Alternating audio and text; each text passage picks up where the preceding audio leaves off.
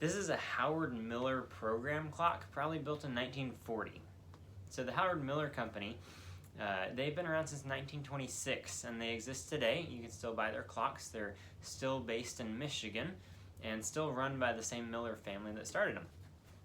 This particular clock has two sides to it. It's got the clock side on this side and the program side, if you will, on the back. So looking at the clock side and talking about how the clock side of things works, this particular clock was designed, if you look at the patent information, it's designed to run on either a old mechanical pendulum type movement or with an electric movement. Now this one, since it was built a little bit later, was built with an electric telechron or synchronous movement.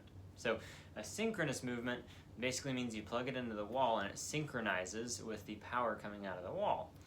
Those were produced by the Telechron company. Now the word telechron is actually from the Greek words for tele and chronos. So tele is like a telescope, television, telephone, so a long distance, and then chron would be chronos, time. So it's kind of getting time from a long distance. So the idea of that is that the clock motor in here, the speed is determined by the power coming out of your wall. Now this idea came from a guy named Henry Warren, and he invented it in 1915, the telechron movement, or the synchronous motor. So the way it works is your wall has the availability for AC power, alternating current. Now a battery, like in your cell phone or your car, is direct current, so the electricity goes in one direction. Alternating current, though, was Nikola Tesla's idea, as opposed to Edison's DC idea. And with Nikola Tesla's idea is he came up with power that goes back and forth. And so it still has a circle, but all the electricity in that circle goes back and forth. Now, the electricity that's in your wall goes back and forth 60 times a second, 60 hertz. And that's determined very precisely by the power company who supplies your power. So this clock motor is designed to run exactly 60 revolutions per second. So just like that electricity comes in rotating or alternating 60 times a second, the motor takes that and turns exactly 60 times a second. Now, if that power from the power company slowed down to 68 or to 58 hertz or sped up to 62 hertz, the motor speed would adjust accordingly. It would go with that. So the fact that your power company gives you exactly 60 hertz means that this clock can run exactly the right speed. Now that's interesting because most clocks are not perfect. In fact, no clock is perfect, but a quartz clock, like in your cell phone actually, is not perfect. In fact, if you disconnect a cell phone from Wi-Fi and put it in a box for a couple months, you'll come back and it'll be a little bit off. Same thing with any other wall clock. Give it some time and it will get off by a little bit. The reason your cell phone is as accurate as it is because it connects to an atomic clock somewhere else and updates through your internet. So it can be the most accurate clock in your house because it is determined by, or the accuracy of it is determined by the power company sending you that exact 60 hertz frequency. It's pretty interesting. And that's exactly true. I said it 4 or 5 days ago, and it's been exact to the few seconds. And so over time, over months or years, this one should be exact and it should never change. Now, if you have a power outage, obviously that'll change. That's one downside. Or when daylight savings happens, you'll have to adjust it. But basically, you shouldn't have to touch this thing except for when daylight savings time changes because it's just that accurate. So the Telechron motor, the synchronous motor in this clock is really neat, and they were incredibly popular throughout the 30s and 50s because if you think about an old mechanical clock, it's like a pet. I mean, you've got to constantly wind it, adjust it. Every week it's going to be a little bit off, so you need to move it forward or back. This one, you plug it in, set the time, leave it, and it's fine. And it's incredibly accurate with no maintenance, no work, no treating it like a pet.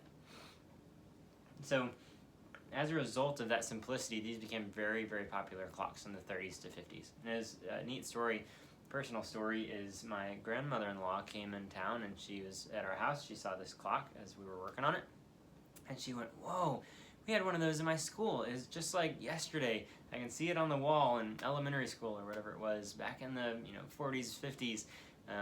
She recognized the clocks just like this. So that was a pretty neat story. of just how common they were at one time, although now they're a bit of a piece of history.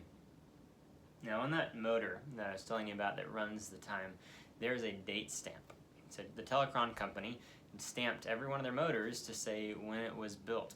Problem is, every decade or so, or every few years, they realized that the previous date stamp wasn't going to work anymore, so they changed the date code. But as best I can tell, the code on this motor was 1940. I think August of 1940, if I remember right. So that, I believe, is probably when this clock was built, probably 1940, 1941, right in there, but I think we can be fairly confident about when it was built. And that also lines up with when Telechron clocks were popular. Now, in the 40s, 30s, and 50s, when these clocks were being built, electrical safety standards were a little bit different than they are today. So if you think about your grandma's house, she might have outlets that only have 2 prongs. They don't have that third prong in the bottom. That third prong was added as a safety thing. And that's to prevent fires or shock hazards, things like that. This clock originally was not designed with that ground wire. The ground wire is that safety measure. And so I've updated this clock to meet and actually exceed modern electrical safety standards. So it has a ground wire to protect from shock or fire hazards. And so if there were an issue, it would trip your breaker. But in addition to that, the step beyond the safety measures that are required by law, it would be a fuse. So I added a fuse, 100 milliamp fuse to this. So if there were a power surge or something to go wrong or something breaks inside of the clock, that fuse will blow, the clock will stop working. But it'll protect everything, protect you, protect your clock. So that is not required, but it's an additional safety measure that will make this clock hopefully last for a very long time, not have to worry about accidentally breaking something or something going wrong on the inside. So let's look on the inside of this clock and what we see. So I've removed all the wires in here because those wires were for the chime and the bells we'll talk about in a second. But you can see right down here, this is a switch. These switches were common in the 40s or so. It's a ceramic switch. I believe this switch was originally intended to turn off the chimes. And that would be if you didn't want the chimes to run at all, you could turn it off or turn it back on by turning the switch on. Now, originally, when this clock was built, there would have also been one or two batteries in here. And that's interesting because this clock plugs into the wall to run the motor, but remember, it was originally designed so that it could use a pendulum too. So you'd have a pendulum-driven clock, but you'd have batteries that are going to run the school bells. So it's interesting that you have AC power from the wall, but you also have DC power coming from the batteries, so Edison and Tesla get to unite. And so those DC batteries would have wires that would come up through here and go to the other side. By the way, as a quick note, you can open the door, adjust the time here, turning the minute hand. You can turn it either direction. Do not reach your hand under here because there are electrical components under there. But anyway, the batteries would have wires that come up and go to the back side, and they would run the school bells. So originally, if this were used in a school, they would have a couple of alarm bells up above the clock mounted to the wall.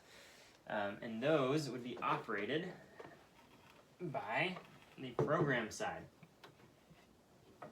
So as I mentioned, this is a program clock.